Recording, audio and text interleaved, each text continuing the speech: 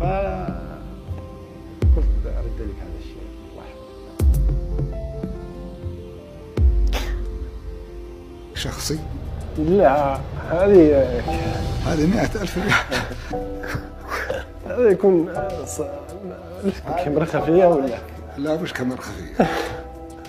هذه 100,000 ريال لك، و50,000 لأحد ثاني تعطيه إياه تقول له شكرا.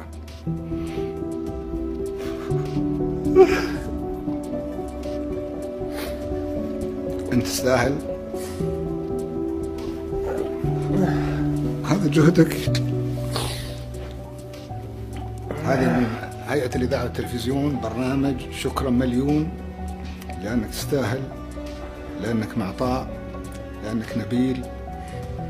أنا هذه 150,000 ريال لك شخصي. لا، هذه 100,000 ريال. هذا يكون كاميرا خفية ولا؟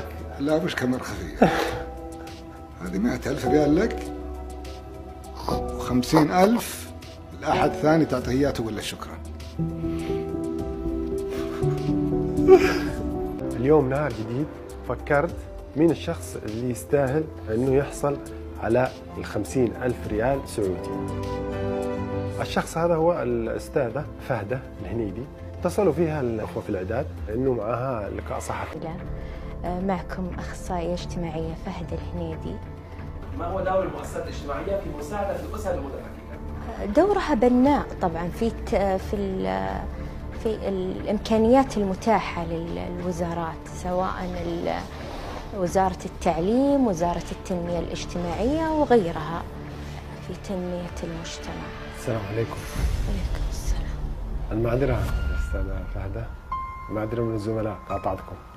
أنا والله أستاذة فهدة بس أبغى أقول لك كلمة شكر، أشكرك يعني من قلبي. أنت أخت، يعني أخت لم تلدها أم يعني. الله يعطيك الله العافية. يخليك. احنا عندنا باقي المحاور انا اعتبر. فتتذكر انت المواقف اللي حصلت لي كثير، انت وقفتي معي كثير في اشياء كثيره. الصحة والعافية. وخاصه لما توفين بنات خالي وجدتي هذه امي الثانيه، عزيزه علي مره، وكلهم راحوا في اسبوع واحد، الله يرحمهم. انا في حاله اكتئاب وانت ساعدتيني كثير يعني. الله يعطيك. واشياء كثيره طبعا. انا قلت ان شاء الله في